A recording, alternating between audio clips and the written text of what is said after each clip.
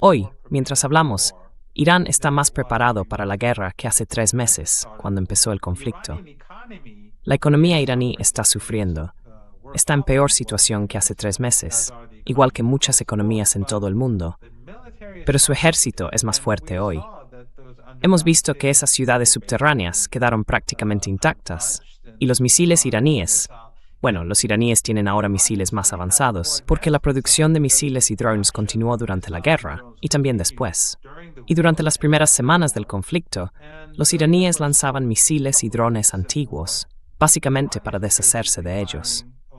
Los tenían desde hace más de una década.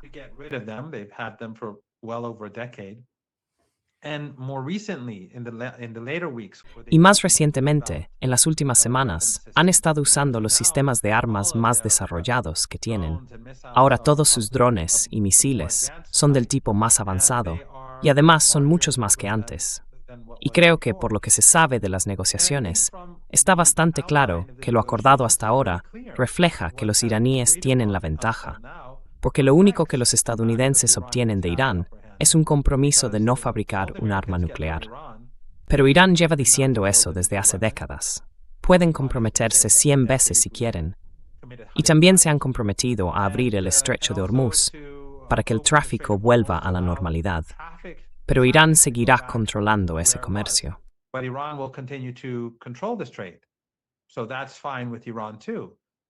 Así que eso también le parece bien a Irán. ¿Y qué obtiene Irán? Pues que Estados Unidos tiene que liberar la mitad de los activos que el gobierno estadounidense le robó a los iraníes. Tiene que levantar las sanciones al sector energético. Tiene que liberar la mitad de los activos iraníes desde el principio del acuerdo. Y además, tiene que lograr un alto el fuego en toda la región, incluido el Líbano. Así que creo que para Irán, eso constituye un buen acuerdo.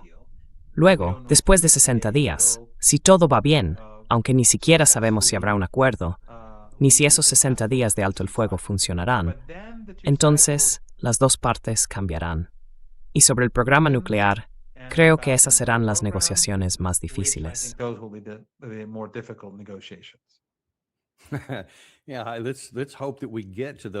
Sí, esperemos que lleguemos a eso de lo que hablas.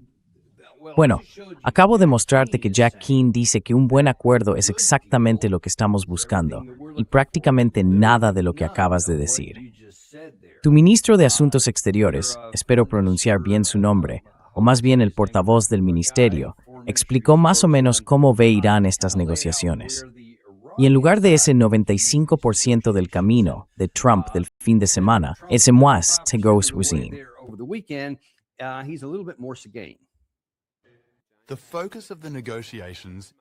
El objetivo de las negociaciones es poner fin a la guerra.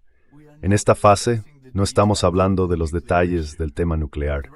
Las amenazas, las presiones, las representaciones y la publicación de caricaturas forman parte del juego político en esa parte del mundo. Nosotros seguimos trabajando en el terreno de la acción. Vemos la realidad más allá de las percepciones y las imágenes que tenga la otra parte. Es cierto que he cerrado una gran parte de los temas en discusión. Sin embargo, ¿qué significa que el acuerdo sea inminente?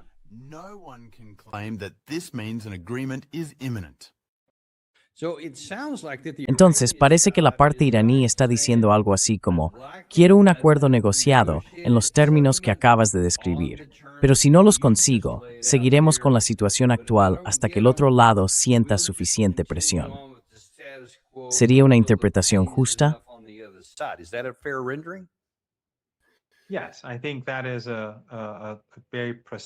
Sí, creo que es una descripción muy precisa. No es que nuestro lado, el lado iraní, no vaya a sufrir. Por supuesto que va a sufrir. La economía seguirá teniendo dificultades. Pero esto es un problema existencial, una guerra para Irán. Estados Unidos y el régimen israelí quieren destruir el país. Trump ha hablado repetidamente de aniquilar Irán, de devolverlo a la edad de piedra, de borrar una civilización. Todo eso es un lenguaje genocida. Y por supuesto, su socio lleva casi 3 años cometiendo un genocidio. Y él, por supuesto, colabora en ese genocidio. Así que tomamos ese lenguaje muy en serio, aunque nadie en los medios de comunicación occidentales lo haya condenado nunca, ni ningún gobierno occidental lo haya hecho. ni ningún parlamentario en Europa, Australia, Nueva Zelanda o Canadá. Nadie lo ha condenado. Así que, cuando se trata de Irán, las amenazas genocidas parecen aceptables. Y eso significa que el pueblo iraní tiene que estar muy preparado para defenderse.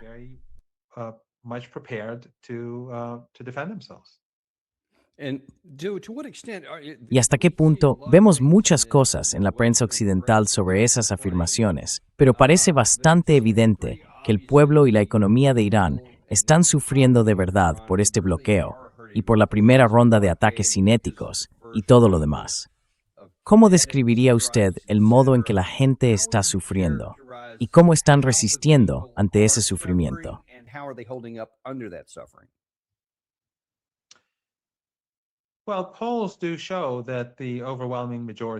Bueno, las encuestas muestran que la gran mayoría de los iraníes sigue apoyando las políticas del gobierno, porque entienden que a pesar de las dificultades, Irán no tiene otra opción que mantenerse firme.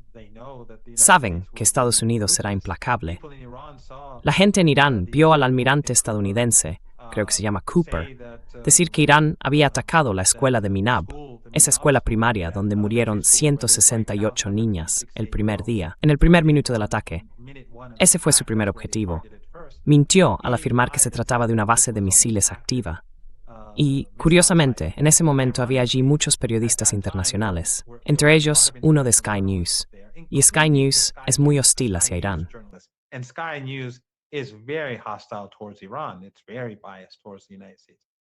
Está muy sesgado a favor de Estados Unidos.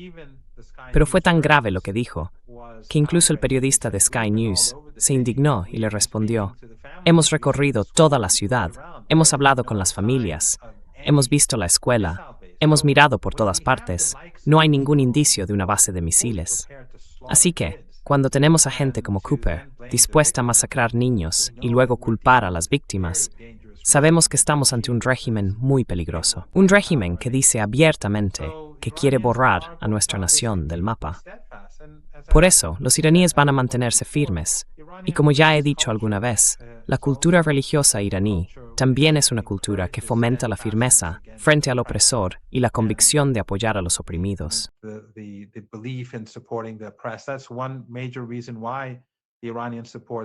Esa es una de las principales razones por las que los iraníes apoyan a los palestinos y también a los cubanos, que están igualmente bajo asedio. Forma parte de su identidad religiosa.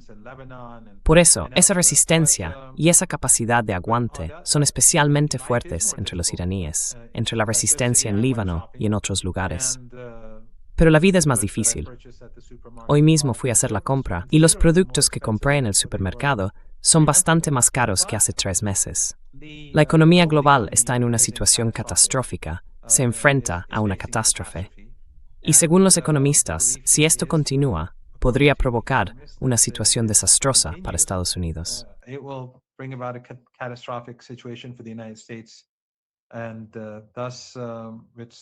Y por eso Trump tiene tanto interés en conseguir un acuerdo muy rápido. Durante las negociaciones, los estadounidenses fueron mucho más insistentes en cerrar un acuerdo rápido que los iraníes. Los iraníes iban con más calma porque no quieren que haya resquicios. Porque en el acuerdo nuclear, el JCPOA de 2015, el gran problema fue que los iraníes cumplieron con su parte del trato, y los estadounidenses, bajo Obama, se negaron a hacerlo. De hecho, que Trump diga que quiere un acuerdo mejor que el JCPOA sería muy difícil, porque el JCPOA ya fue un acuerdo bastante malo para Irán, precisamente por esos resquicios.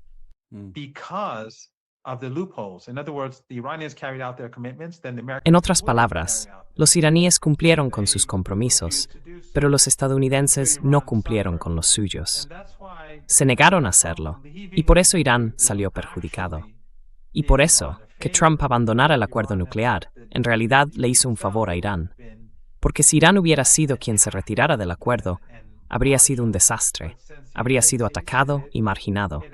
Pero como fueron los Estados Unidos quienes lo hicieron, eso permitió a Irán volver al punto de partida. Y ahora, si quieren negociar algo, lo harán de manera que se aseguren de no cumplir sus compromisos primero.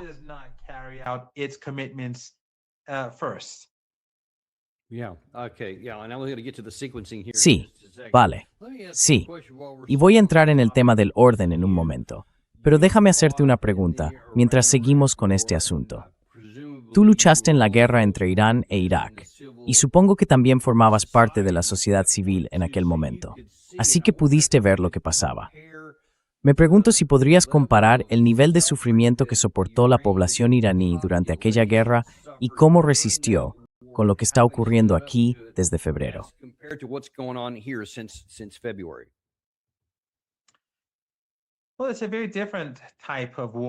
Bueno, fue un tipo de guerra muy diferente. Pero durante esa guerra, si tenemos en cuenta que Saddam Hussein y varios países occidentales apoyaban a grupos terroristas en Irán y en distintas zonas del país, y también en las áreas kurdas cerca de Irak, en la frontera iraquí, creo que en conjunto, la guerra entre Irán e Irak y esos atentados terroristas y todo lo demás, causaron la muerte de casi 200.000 personas iraníes durante esos 8 años. Creo que fueron 190 y algo mil, unos 194.000. De ellos, unos 150 o 160.000 murieron directamente en la guerra, y el resto en otros atentados, asesinatos, explosiones y cosas así. Fue una guerra larga, tuvimos muchos mártires, y además usaron armas químicas.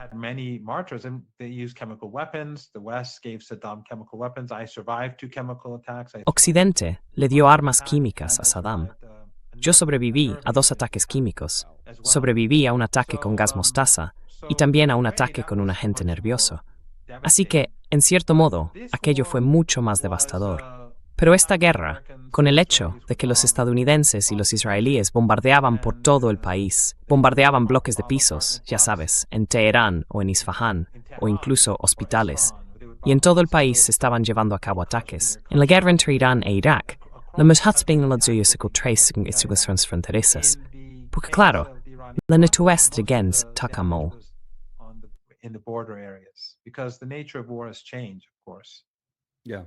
Sí, pero en cuanto a la población en sí, porque me imagino que la economía estaba mal, que los precios de los productos eran altos y todo eso. Así. Pero lo vivieron en carne propia, así que tienen experiencia histórica, no solo historias de guerra, ¿verdad?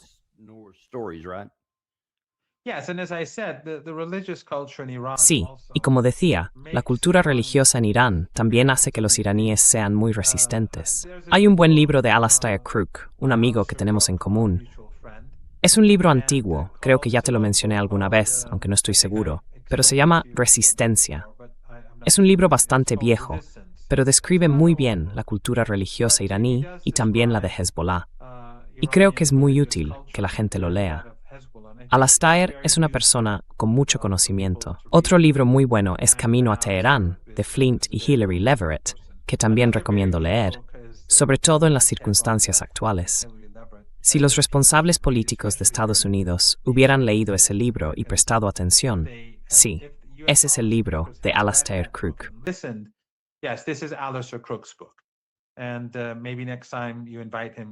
Y quizá la próxima vez que le invites, puedas preguntarle por el libro. Pero también hay otro libro de Flint y Hilary Leverett, que trabajaron en la Casa Blanca, titulado Going to Tehran. Ese también creo que la gente debería leerlo. Y hay otro buen libro de Peter Oborn que se llama, ahora no recuerdo el título exacto, pero trata sobre Irán, A Dangerous Delusion. Es un libro breve, pero habla del programa nuclear iraní. Hay libros muy buenos sobre el tema. Estos 3, y además otro que se llama Manufactured Crisis. Creo que la gente debería empezar a leer más sobre Irán, porque la relación entre Estados Unidos e Irán va a ser algo importante en los próximos años.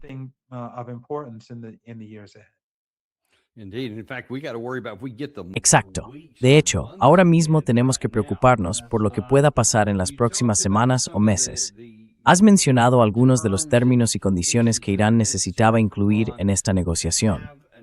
Volviendo a lo que decía Jack Keane, él cree que tiene ventaja sobre Irán para forzar una decisión rápida y que todo gira en torno al dinero.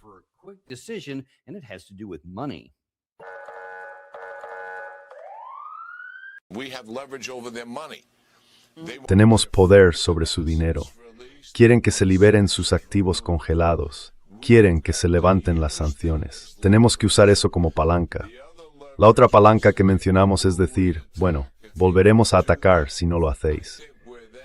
Creo que en su situación no se lo toman en serio, porque alargarán esto todo lo que puedan.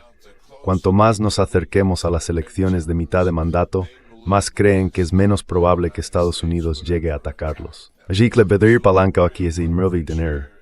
Y tenemos que guardar smamer jerper, conseguir un mal de YouTube Chile.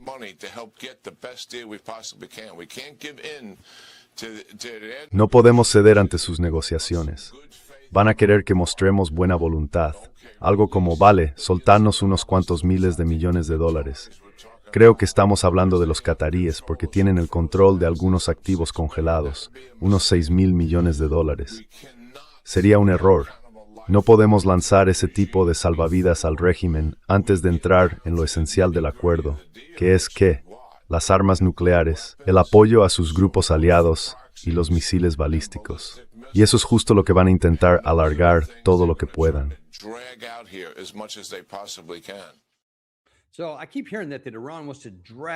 Sigo escuchando que Irán quiere alargar esto, que no quiere llegar a un acuerdo negociado. Pero si Jack Keane tiene razón, y si el presidente Trump le hace caso y dice no vamos a levantar sanciones ni a liberar activos congelados, y además vamos a hablar del tema nuclear desde el principio, porque para Trump eso es lo más importante, que Irán no tenga un arma nuclear y todo lo demás, entonces tenemos un problema. Acabamos de ver al portavoz del Ministerio de Exteriores iraní decir que ese tema ni siquiera forma parte de esta fase de negociación, que lo nuclear se tratará más adelante, y que ahora lo que necesitan es el dinero por adelantado. Así que, solo por eso, parece que ya estamos en un punto muerto. Corrígeme si me equivoco, pero Irán está diciendo que tiene que haber dinero por adelantado para demostrar que esto va en serio, o si no, no habrá una siguiente fase. ¿Tú cómo lo ves?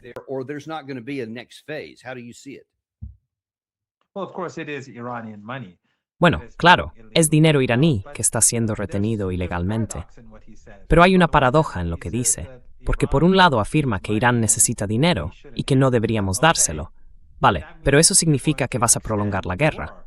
Y según él, eso es precisamente lo que Irán quiere. Entonces, ¿en qué quedamos? ¿Irán quiere un acuerdo para poner fin a la guerra o quiere alargarla?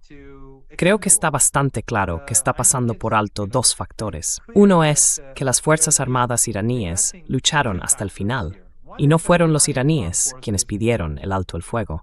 Tampoco fueron ellos quienes iniciaron los contactos. Y durante unas semanas, los iraníes ignoraron las comunicaciones hasta el día 34 o 35. No sé exactamente cuándo.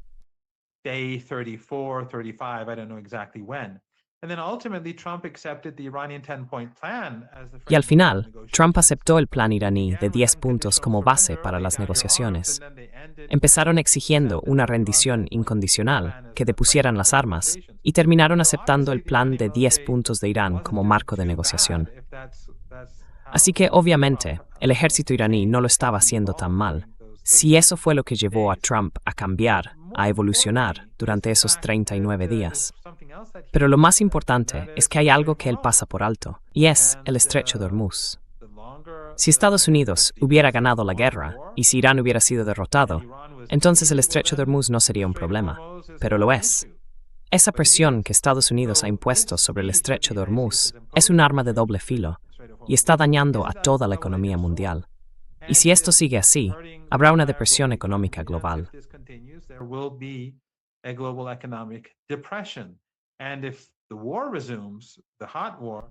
Y si la guerra se reanuda, si vuelve a ser una guerra abierta, creo que habrá una gran depresión económica, muy grave, mucho peor que la de los años 30. Así que bueno, Estados Unidos ha provocado esto. Quiero decir, Trump y Netanyahu han provocado esto, tanto para Estados Unidos como para el resto del mundo, y no tenía por qué haber pasado. Pero después de esos 39 días en los que fracasaron en la guerra, podríamos haber tenido un alto el fuego, y el Estrecho de Hormuz habría estado abierto a... Bueno, en realidad nunca estuvo cerrado para los chinos, los rusos, Omán, Irak, o cualquiera de esos países que no estaban luchando contra Irán. Solo se cerró para los países que cooperaban con Estados Unidos en la guerra, por razones obvias. Pero si Netanyahu se hubiera abstenido de lanzar ataques genocidas contra el Líbano y hubiera aceptado el alto el fuego, habríamos tenido barcos pasando por el estrecho de Hormuz hace ya 7 semanas, si no me equivoco. 7 weeks ago, if I'm not mistaken. Creo que el 8 de abril. Yeah, something like that. Yeah. Sí, algo así. Así que Estados Unidos, Trump y Netanyahu han creado esta catástrofe. Y si no aceptan este acuerdo, eso significa que el estrecho de Hormuz seguirá cerrado. Vi un programa en tu canal hace un par de semanas, donde trajiste a un señor cuyo nombre he olvidado, pero era un experto en mercados del petróleo o de la energía. Y lo que decía era que las cosas van a empeorar muy rápido. What he was saying was that things are going to go downhill very fast.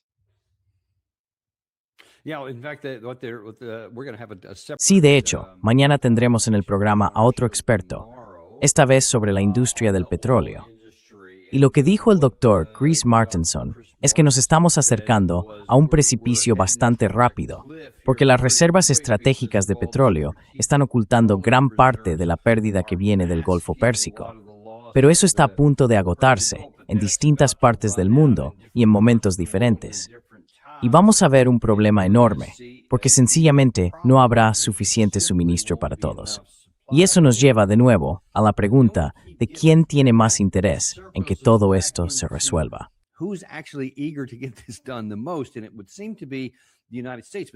Y parecería que son los Estados Unidos, pero hasta ahora no hemos estado dispuestos a ponernos de acuerdo en nada. Así que, hasta este momento, si estoy entendiendo bien, la parte iraní está diciendo que si se liberan algunos de sus activos congelados, como gesto de buena voluntad al principio, y se aplica algún tipo de alivio gradual de las sanciones, entonces permitirán un tráfico completamente abierto, aunque todavía con las tarifas, que creo que es el término que se está usando ahora mismo en Teherán. Y eso se mantendría abierto mientras nuestro bloqueo también se levante. ¿Es más o menos así?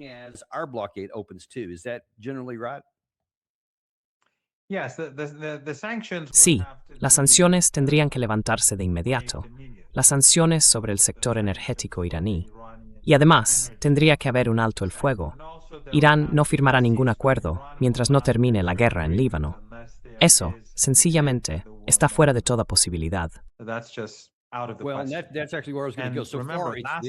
Bueno, justo por ahí iba yo.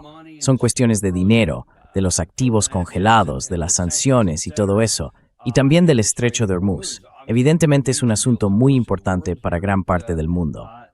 Pero hoy mismo, el New York Times publicaba que Netanyahu dice que Israel planea intensificar los ataques contra Hezbollah en el Líbano.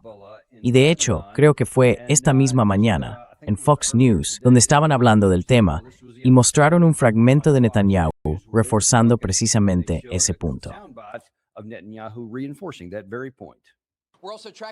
También estamos siguiendo de cerca la evolución del conflicto entre Israel y el principal aliado de Irán, Hezbollah. Los israelíes han prometido intensificar los ataques contra el grupo en medio de los continuos lanzamientos de drones y cohetes desde el sur del Líbano. Quiero bendecir a los habitantes del norte por su fortaleza que nos inspira a todos. Pero lo que esto nos exige ahora es aumentar los golpes, aumentar la intensidad. Les golpearemos con una fuerza abrumadora. Así que ni siquiera está diciendo que simplemente no van a parar. Está diciendo que van a intensificarlo. Entonces mi pregunta es, todas esas cosas de las que hemos hablado en la primera parte del programa de hoy, si todas se resolvieran a tu satisfacción, a la satisfacción de Teherán, pero esta en concreto no se arreglara, ¿habría acuerdo? No deal.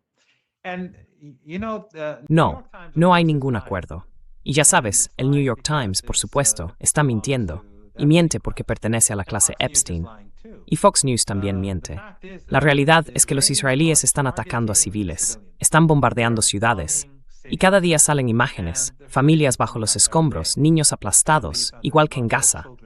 Y esto es lo interesante. En Gaza, los medios occidentales miraron hacia otro lado y permitieron que el régimen israelí llevara a cabo el holocausto, diciendo que, bueno, no podían confirmar nada porque no tenían presencia allí. Pero eso era solo una excusa. Querían que los israelíes se salieran con la suya en las masacres. En Líbano, todas las grandes agencias y medios occidentales tienen presencia, todos y cada uno de ellos.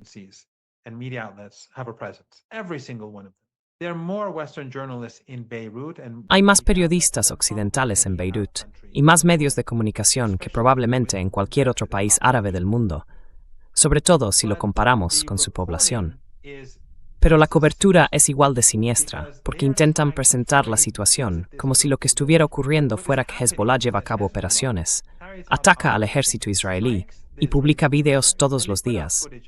Golpean tanques, soldados, camiones militares, vehículos militares, y luego, en su furia, el régimen israelí bombardea ciudades sin distinción. Y entonces el New York Times dice que son bastiones de Hezbollah o que son objetivos de Hezbollah. Y estamos viendo imágenes de niños bajo los escombros todos los días. Y yo las publico en mis redes cada día, igual que en Gaza. Así que no hay diferencia entre que los medios occidentales estén presentes, como en Líbano, o ausentes. Siempre van a permitir que el régimen israelí se salga con la suya en las matanzas. Y eso demuestra que no tienen credibilidad, ni moral, ni respeto alguno por la vida humana.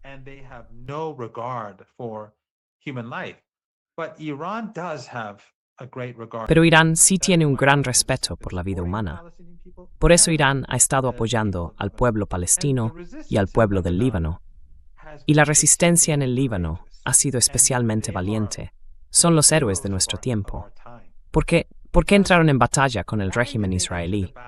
Fue después de que comenzara el genocidio en Gaza.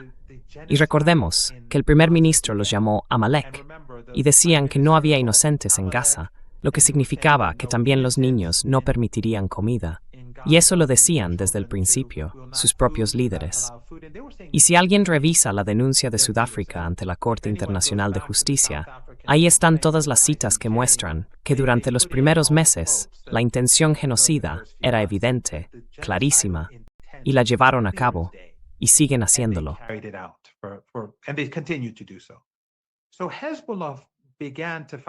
Así que Hezbollah empezó a luchar contra el régimen israelí en el norte de Palestina y en el sur del Líbano para desviar sus fuerzas de Gaza, para aliviar la presión sobre los niños y las mujeres de Gaza, aunque eso les perjudicara, porque sabían que el régimen israelí atacaría a mujeres y niños en el Líbano.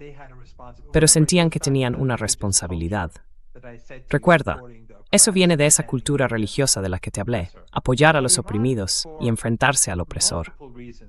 Por eso Irán, por varias razones, no permitirá ni aceptará ningún acuerdo, a menos que esté incluido. Primero, por razones humanitarias. Y segundo, porque esta comunidad está siendo aniquilada, limpiada étnicamente y exterminada, igual que el pueblo de Gaza, precisamente porque intentaban evitar el genocidio en Gaza.